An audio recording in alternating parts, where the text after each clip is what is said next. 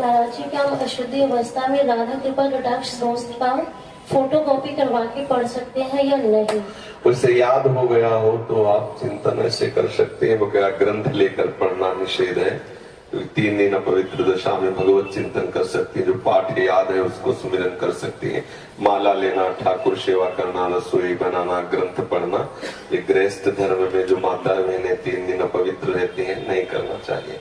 ऐसी शास्त्र मर्यादा है। फिर जैसा ठाकुर जी प्रेरित करें, शास्त्र मर्यादा है, ऐसा नहीं करना चाहिए। महाराज जी, जब हम अशुद्ध हैं और भगवान इतने शुद्ध हैं, उनको कोई चीज अशुद्ध नहीं कर सकती, तो फिर हमारी आप अपने आपे को भूल जाओगे कैसे? खास हाँ, बस यही तो बात है। इसीलिए तो कह रहे हैं नियम से चलोगे तो भूल जाओगे।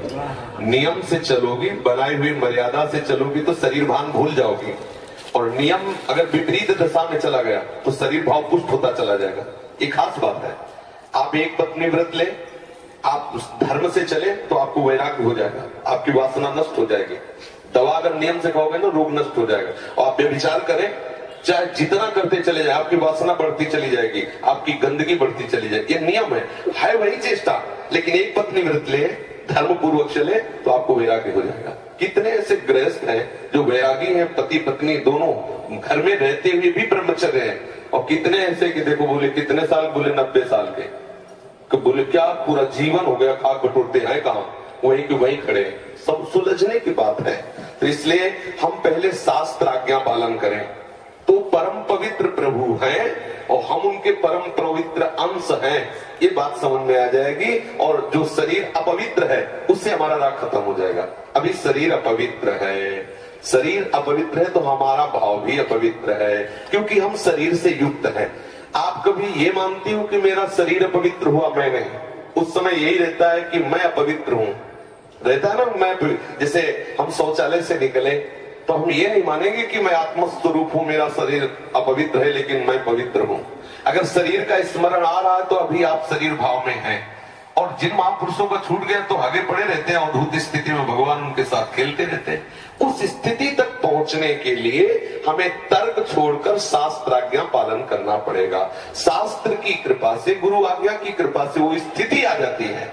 जब शरीर भाव से हम ऊपर उठ गए फिर क्या, फिर तो कोई परेशानी नहीं। चाहे लघु शंका के पड़े हो, चाहे शौच के पड़े हो, शरीर अपवित्र है लेकिन वो परम पवित्र प्रभु में रमण कर रहा है। अभी हमारी दशा ऐसी नहीं है। हमारा शरीर हमें मैं करके दिखाई दे रहा है, नहीं दिखाई दे रहा। शरीर की भूख मेरी भूख, शरीर की मांग मेरी मांग, शरीर का कष्ट मेरा कष्ट आ रहा है ना। बस इस राग से छूटने के लिए शरीर को सिद्धांत में बांध दो। तस्मात् शास्त्रम प्रमाणन्ते, कार्यो क्या करना है क्या नहीं करना, इस शास्त्र के अनुसार चलो तो शरीर का राग खत्म हो जाएगा। इसका परिणाम होगा शरीर से राग खत्म हो जाएगा। आप पवित्र रहिए तो आपको शरीर से वैराग्य हो जाएगा। ये खास बात है। शास्त्र की आज्ञा पालन कीजिए तो आपको शरीर संसार से वैराग्य हो जाएगा। और शास्त्र के विरुद्ध चलिए तो आप रागी हो जाएंगे, आप आसक्त हो जाएंगे, ये आपको दंड होगा।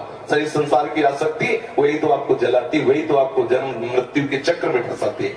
समझ गए बच्चा? अच्छी, जब हम भगवान के लिए प्रसाद नहीं बना सकते, उनको भोग नहीं पवा सकते बच्चा, इसीलिए इस शरीर से घृणा करनी है। धिक्कार है ऐसे शरीर को जो प्रिया प्रीतम से बिलक करता है, तभी तो शरीर से राग खत्म होगा। ये अपवित्र शरीर जो हमें प्रभु के सेवा से छुटवा दे, ऐसे शरीर से क्या राग करना। धीरे धीरे शरीर के प्रति हे भाव जाए। जन्म मृत्यु जरा व्याधि दुख दोषानुदर्शनम, भगवान ने गीता जी में कहा, शरीर के प्रति हे भाव होने लगता है। क्या मलमूत्र का भांड है, छोड़ो इससे राग। धीरे धीरे धीरे वो अपने स्वरूप में स्थित हो जाए। अभी इतना ममत्व है शरीर में, कोई ऐसे छूले तो एकदम ऐसा नहीं होता। तुमने हमें ऐसा कितना अपना मय पद है। अगर हम ठीक सिद्धांत से चलेंगे तो हम बहुत जल्दी लाभ प्राप्त कर लेंगे। जहां हमारी स्थिति है हम बात उसी स्थिति की करें तो हम बहुत जल्दी आगे बढ़ जाए। होता क्या, हम लोग बात करते हैं छत की, अभी बिल्कुल 100 हाथ गड्ढे में खड़े हैं। बात ये है, शरीर से हमारा संबंध बहुत घनिष्ठ हो चुका है। इतना हो चुका है कि शरीर से हम संबंध किए, ये शब्द भी गलत है। मैं ही शरीर हूं ऐसा है। आप देख लो, कभी दर्पण में तिलक लगाते समय सोचा कि शरीर के मस्तक पर तिलक रचना कर रहे हैं? नहीं। मेरा तिलक कैसा है, यही तो आएगा ना। मेरा रूप कैसा है, मैं ठीक लग रही हूं, लग रहा हूं, ऐसी बातें आएंगी नहीं आएंगी। तो इसका मतलब शरीर राग है। शरीर राग हटाने के लिए शास्त्रीय सिद्धांत स्वीकार करना होगा। जिस समय माता बहनें अपवित्र होती हैं, उस समय वो जो भी भोग बनाती है, वो शास्त्र के अनुसार कह रहा हूं कि जो ब्रह्म हत्या देवराज इंद्र को लगी थी, उसी के 4 विभाग किए गए थे। पहला विभाग स्त्री को दिया गया था और उसके साथ वरदान भी दिया गया था कि उसी अवस्था के अंतर्गत वो जब सृजन क्रिया में जाएगी तो संतानोत्पत्ति की सामर्थ्य उसको प्राप्त हो जाएगी। पृथ्वी ऊषर भूमि, जो ऊषर भूमि है, ये वो ब्रह्म हत्या का एक भाग, उसको वरदान दिया गया था, चाहे जितना गड्ढा खोद दिया जाए अपने आप भर जाएगा समय पे।